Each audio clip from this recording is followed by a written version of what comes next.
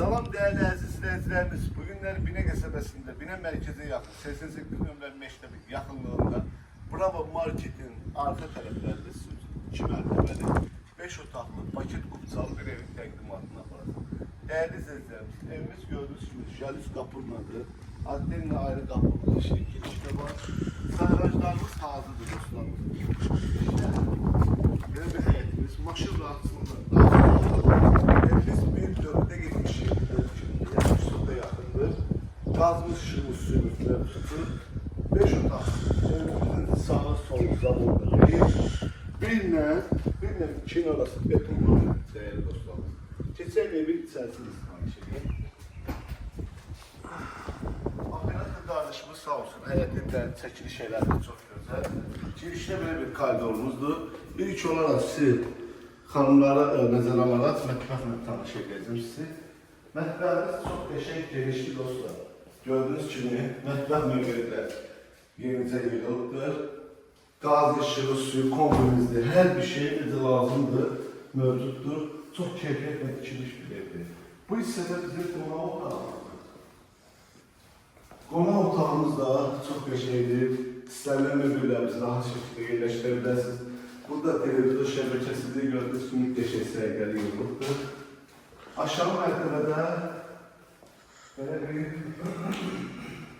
mutfağın yataq otağıdır. Bütün yüksəlikdəyək dostlarımız, yəni aşağı mərtəbəyə yataq otağıdır. Burada bizim sanitär və sanuzel qovşaqdır.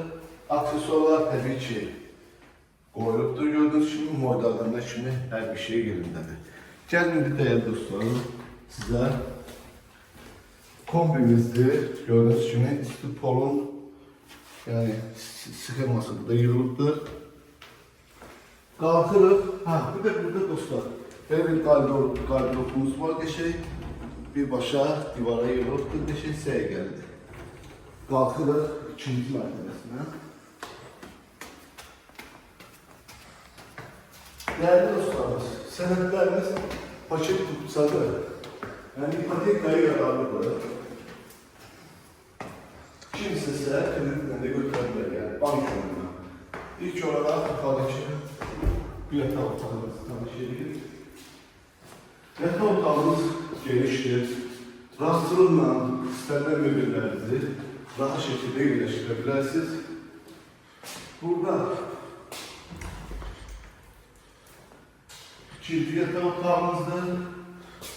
Pəncərəmiz şəbəkə pəncərədir. Pərdəli kimi hər bir şey asılıbdır. Bu sizdə xırtmali minicik balkonumuz. Keçək digər yataqlarına.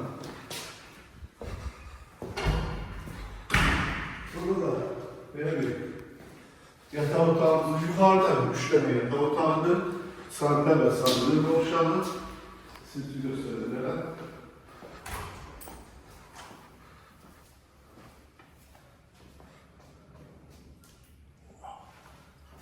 Değerli dostlarımız, yukarıda 3 tane yataq otağı, sanitər və sanuzel qovşağıdır. Aşağıda bir qonaq otağıdır, mətbəxdir, bir yataq otağıdır, amma sanitər və sanuzel qovşağıdır. Evimiz paket kupçalıdır, 5 otaqlı evdir. Qiymət 150.000 manata deyilir. İnşallah gəldinizdə real alıcı ilə danışıb razılaşma olar. Allah alanı satanda xeyir versin. Sağ olun, var olun.